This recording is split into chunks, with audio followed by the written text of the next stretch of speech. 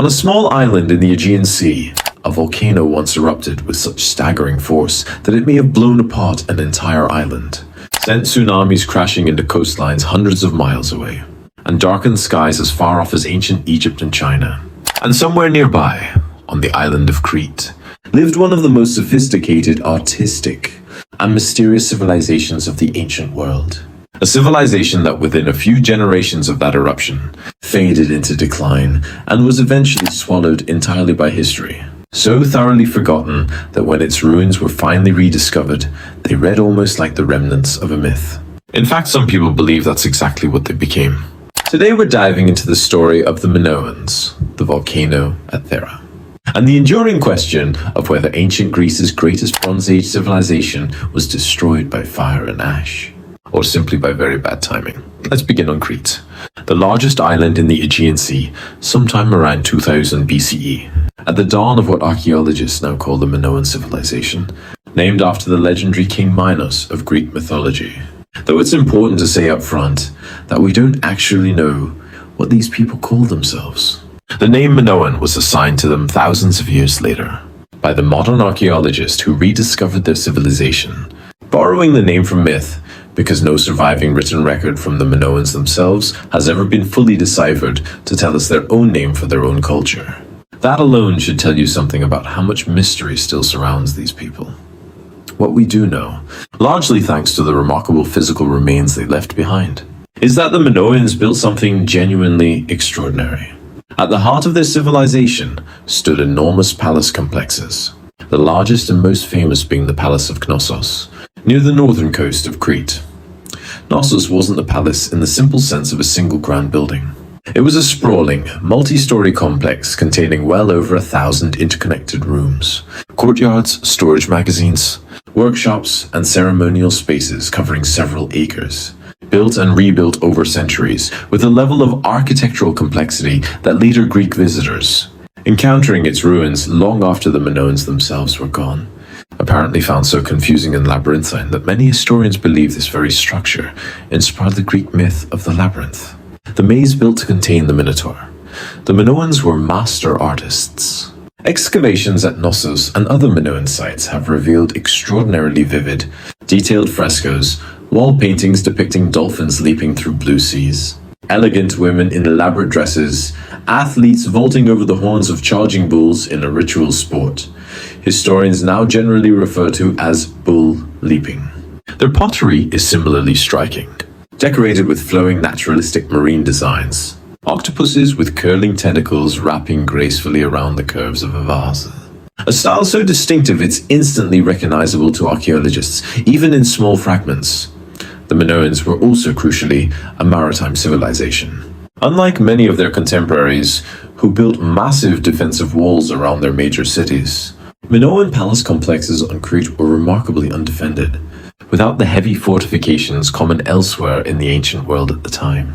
Some historians interpret this as strong evidence that the Minoans possessed such dominant naval power, effectively controlling the surrounding seas, that they simply didn't feel the same need for land-based defensive walls that other civilizations did. Their ships carried Cretan goods, pottery, and possibly agricultural products like olive oil and wine to trading partners across the Aegean, to mainland Greece, to Egypt, and to the Levant.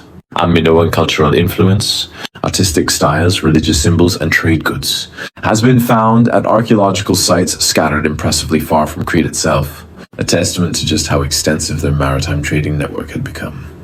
They also developed writing, though this is where one of the Minoans' most enduring mysteries begins. Minoan scribes used a script that modern archaeologists call Linear A, found inscribed on clay tablets and other objects across Crete. And here's the remarkable, slightly frustrating fact. To this day, Linear A remains undeciphered. We can identify individual symbols, we can make educated guesses about certain numerical and administrative notations based on context, but we cannot actually read connected Minoan sentences, cannot translate their literature, their religious texts, their royal records, if such things even existed in the form we might expect.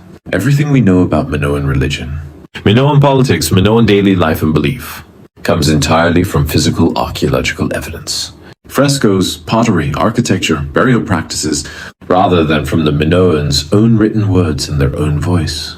It's genuinely one of history's great locked doors, an entire civilization's own explanation of itself, sitting right in front of us, completely unreadable.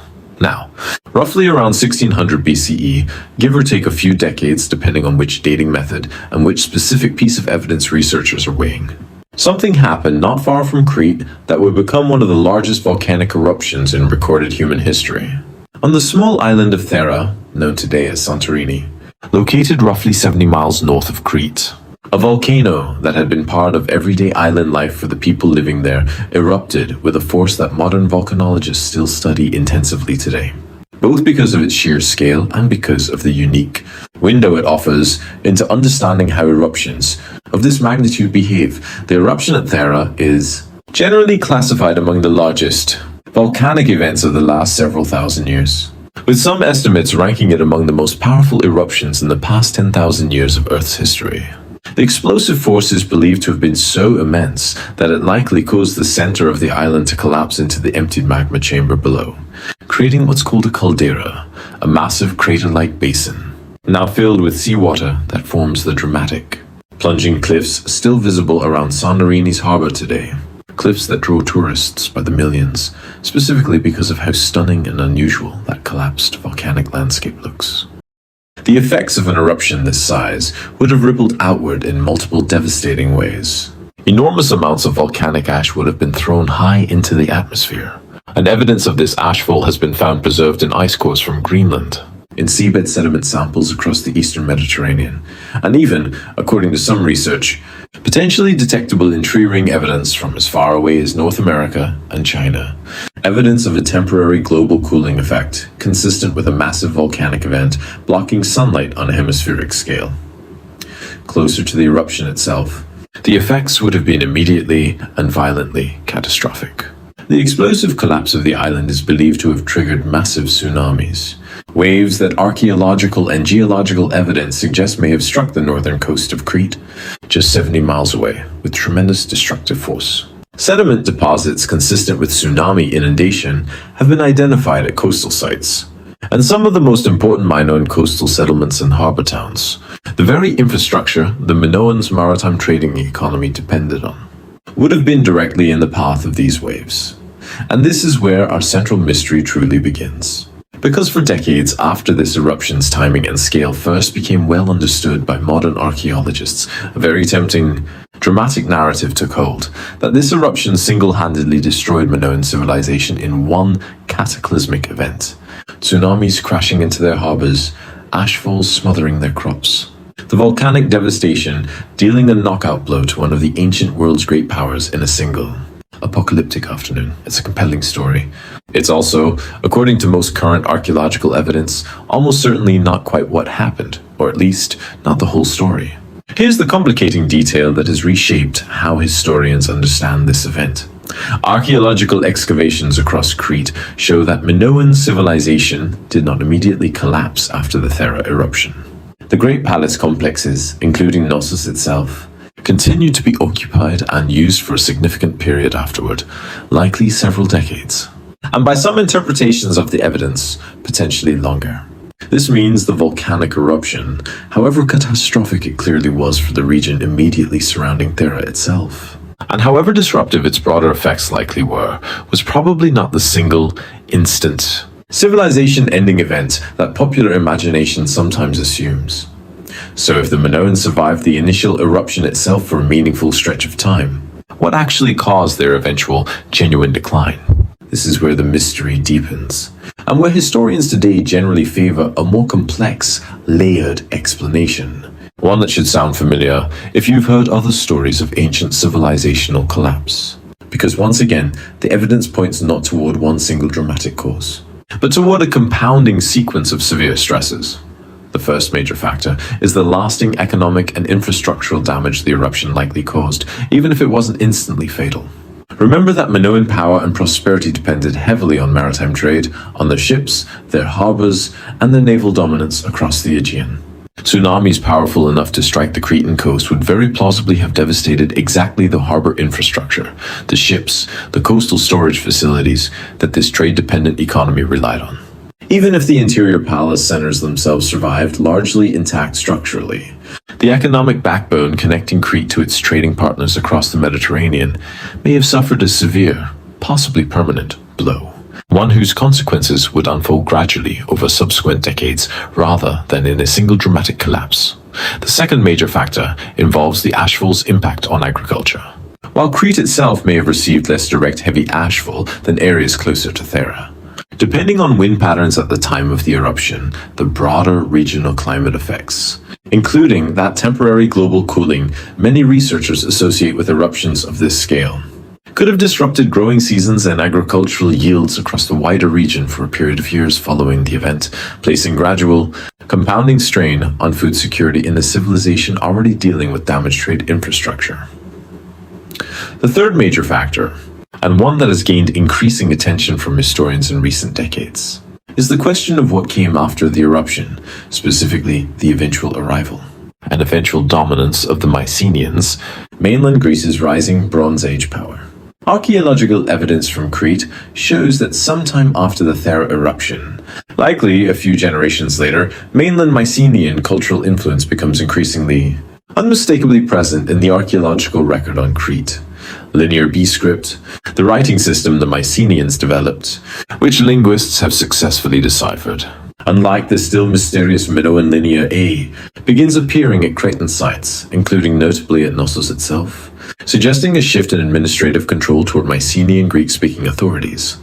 This has led many historians to a compelling, if still debated, interpretation that the Thera eruption significantly weakened Minoan civilization, damaging its trade networks, straining its agricultural and economic resources, disrupting its naval dominance, without delivering an instant fatal blow, and that this weakened, vulnerable state then left the Minoans significantly more susceptible to the ambitions of the increasingly powerful Mycenaean civilization on the Greek mainland, who may have taken advantage of a destabilized Crete to extend their own influence and eventually assert direct control, whether through conquest, gradual political and economic domination, or some combination of both. In this reading, the volcano didn't kill Minoan civilization directly. It wounded it badly enough, and for long enough, that a rising rival power was ultimately able to finish what the eruption started. There's also a fourth thread worth mentioning, more speculative but genuinely discussed among researchers: the psychological and religious impact such a catastrophic natural event might have had on Minoan society itself. Minoan religious art and practice, as best as we can interpret it from physical remains, appears to have placed significant importance on nature, on ritual, and on maintaining a kind of harmonious relationship with natural forces. A volcanic eruption of this unprecedented scale, one that likely felt, to people experiencing its effects, less like ordinary bad weather, and more like the very fabric of the world violently rebelling, could plausibly have triggered significant religious, social or political upheaval within Minoan society itself, compounding the very real economic and agricultural damage with a genuine crisis of confidence in whatever systems, religious or political, had previously held their civilization together. This is harder to prove archaeologically than damaged harbors or ash-affected crop yields, but it's a thread many historians consider plausible. Given how other ancient societies have responded to catastrophic, seemingly inexplicable natural disasters throughout history, now, let's address the piece of this story that tends to capture the most popular imagination: the connection some have drawn between the destruction of Minoan Crete and the legendary lost civilization of Atlantis. First described by the Greek philosopher Plato many centuries after the Minoans themselves had faded from memory. Plato's account describes Atlantis as an advanced, wealthy island civilization with a sophisticated capital city that was ultimately destroyed and sunk beneath the sea as punishment from the gods. It's an undeniably tempting parallel. An advanced Aegean island civilization genuinely devastated by a real volcanic catastrophe. Genuinely partially sunk, in the sense that a large portion of the island of Thera itself did collapse into the sea during the eruption, forming that dramatic caldera. Some scholars have seriously proposed that folk memories, however distorted and dramatized across many centuries of oral retelling, of the real Thera eruption and its impact on the real Minoan civilization may have eventually filtered down and influenced Plato's account of Atlantis. Whether through Egyptian intermediaries, since Plato specifically claims his account originated from Egyptian priests, or through other channels of ancient Mediterranean storytelling and cultural transmission. It's important to say clearly, though, this connection remains speculative, and most historians treat it as an intriguing possible inspiration rather than a proven historical fact. Plato's Atlantis, as he describes it, differs from Minoan Crete in significant ways, including its described size, location, and the specific details of its downfall. Many classicists believe Plato's Atlantis story was primarily a philosophical device, a constructed allegory meant to illustrate ideas about hubris, about the dangers of a powerful society growing morally corrupt, rather than an attempt at literal historical reporting. But the parallel remains genuinely fascinating, and it's entirely possible that a real, devastating volcanic catastrophe, striking a real, genuinely advanced ancient civilization, provided at least part of the raw material. Real cultural memory transformed gradually through centuries of retelling, that eventually found its way into one of history's most enduring myths. What ultimately happened to the Minoans, in the fullest sense, mirrors a pattern we see again and again when we study ancient collapses closely. It wasn't one single clean, dramatic ending. It was a devastating natural catastrophe, striking a sophisticated, prosperous, trade-dependent civilization, inflicting damage severe enough to destabilize its economy and its infrastructure without immediately ending it outright, followed by a prolonged period of weakened vulnerability, into which a rising external power was ultimately able to step, whether through conquest, opportunistic political domination, or some combination of gradual absorption, until the distinctly Minoan culture that had once produced those extraordinary dolphin frescoes and undeciphered linear A tablets was ultimately folded into, and eventually replaced by the culture of the Mycenaean Greeks, whose own civilization would, within a few more centuries, experience its own dramatic collapse, part of that broader late Bronze Age crisis that swept across the entire eastern Mediterranean around 1200 BCE. There's something genuinely poignant in that layered history. The Minoans, one of the ancient world's great maritime, artistic civilizations, likely brought low not by a single moment of fire and ash, however dramatic that moment truly was, but by the long, grinding aftermath of that catastrophe, weakened just enough for just long enough to be ultimately absorbed by their ambitious neighbors. And what remained of them afterward wasn't destruction in the way Plato's Atlantis sinks dramatically beneath the waves in a single divine judgment. It was something quieter, and in some ways stranger. A slow fading. A gradual cultural absorption, until the people who built the labyrinthine palace of Knossos, who painted leaping dolphins across their walls, who developed a written language we still cannot read today, simply stopped being a distinct, independent civilization at all. Remembered afterward, if remembered at all, only through the distorted, mythologized lens of the very Greek culture that had ultimately absorbed them. A lens that, centuries later, may have transformed their real, genuine catastrophe into the legend of a lost city sinking beneath the sea. The volcano at Thera still sits there today, a stunning, quiet caldera filled with brilliant blue water, ringed by the dramatic whitewashed villages of modern Santorini, one of the most photographed sunset views on the entire planet, drawing millions of tourists every single year, most of whom have no idea that they're standing on the rim of one of the most consequential natural disasters in the story of the ancient Mediterranean world. A disaster whose true fingerprints on the eventual fall of Minoan civilization are still, even now, being carefully, patiently pieced together by geologists studying ash layers and ice cores thousands of miles away, and by archaeologists still trying to translate a language whose speakers vanished from history nearly 3,500 years ago, taking the true, full story of their own downfall down with them into that silence.